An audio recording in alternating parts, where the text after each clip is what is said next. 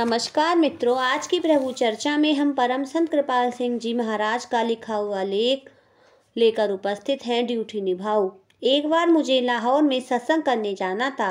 हुजूर बाबा सावन सिंह जी महाराज ने मेरी ड्यूटी सत्संग पर लगा रखी थी। उस रोज इतवार का दिन था। जैसे ही मैं सत्संग के लिए घर से निकला, मुझे अंतर में यह महसूस हुआ कि हुजूर लाहौर के एक दांतों के डॉक्टर के पास दांत दिखाने के लिए पधारे हैं। मैं सोच में पड़ गया कि अब मैं क्या करूं।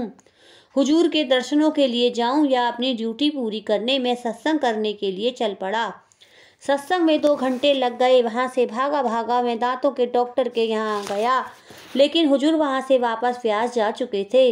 मैंने उसी दिन शाम की गाड़ी से व्यास पहुंचा और हुजूर महाराज के चरणों में जाकर पूछा, हुजूर, मैं नहीं जानता कि मैंने ठीक किया कि गलत। सत्संग की ड्यूटी जो आपने लगा रखी थी, उसके अनुसार मैं सत्संग करने जा रहा था, तो मुझे अंतर में यह महसूस हुआ कि आप लाहौर तशरीफ लाए हैं। मैं दुविधा में पड़ गया कि आपके दर्शन करने जाऊं या सत्संग की ड्यूटी पर जाऊं। मैं ड्यूटी पर चला गया। सत्संग खत्म करके मैं भागा भागा आपके दर्शनों के लिए पहुंचा, लेकिन आप जा चुके थे। अब मैं यहाँ आपके चरणों में यही पूछने आया हूँ कि मैंने ठीक किया या गलत। हुजूर महाराज ने फरमाया कि मैं बहुत खुश हूँ कि तुमने अपना कर्तव्य पूरा किया। बात समझे। कई बार आमतौर पर हफ्ते में 2 बार मैं रात को हुजूर महाराज के दर्शन करने के लिए जाता था। लाहौर से ट्रेन पकड़कर रात 9-10 बजे के करीब मैं डेरा व्यास पहुँच जाता। मेरे लिए कोई रुकावट नहीं थी। मैं जब हुजूर महाराज जी के दर्शनों के लिए डेरा व्यास पहुँचा तो मेरी इच्छा हुई कि मैं रात वहीं रहूं। अगले दिन इतवार था और लाहौर में मेरी ड्यूटी सत्संग पर थी, लेकिन मैंने अपनी जगह किसी और की ड्यूटी लगा दी थी। रात 9 बजे मैं हुजूर के चरणों में पहुंचा। वहां बैठे हुए मैं इतवार के अपने प्रोग्राम के बारे में सोच रहा था।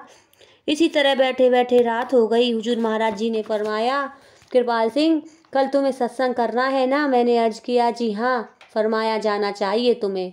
तो ड्यूटी ड्यूटी है भाई। जिंदगी में पहली बार मैंने ये सोचा था कि पूरा इतवार का दिन मैं डेरा व्यास में हुजूर महाराज जी के चरणों में गुजारूंगा, लेकिन मुझे वापस लाहौर जाना पड़ा। रात 3 बजे की गाड़ी मैंने पकड़ी और सुबह सवेरे वापस लाहौर पहुंच गया। तो भाई ड्यूटी तो ड्यूटी है। 36 साल की सरकारी नौकरी में मैं कभी दफ्तर से गैर हाजिर नहीं हुआ। ऐसी हालत में भी जब मैं बिस्तर पड़ा सिर्फ हिल सकता था, मैं काम पर गया। हुजूर महाराज जी ने मेरी सत्संग की ड्यूटी लगा रखी थी। मैंने एक दिन उनसे पूछा, महाराज जी, अगर आदमी बीमार हो और वह सत्संग पर न जा सकता हो, फिर फरमाया, यदि बिस्तर पर बड़े हिल भी सकते हो तो तुम्हें सत्संग जरूर जाना चाहिए। और एक बार ऐसा हुआ कि इतवार का दिन था और मेरी ड्यूटी सत्संग पर लगी हुई थी। मुझे तेज बुखार था। मैं बिस्तर पर लेटा हुआ था, मगर मैं हिल तो सकता था। मुझे हुजूर महाराज के वचन याद आए। मैंने मन में सोचा, मैं हिल तो सकता हूँ।